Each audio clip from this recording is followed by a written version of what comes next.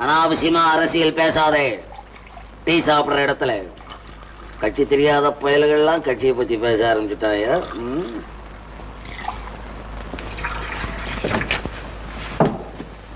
அண்ணே 38 நயா பைசா என் கணக்குல வச்சுக்கண்ணே.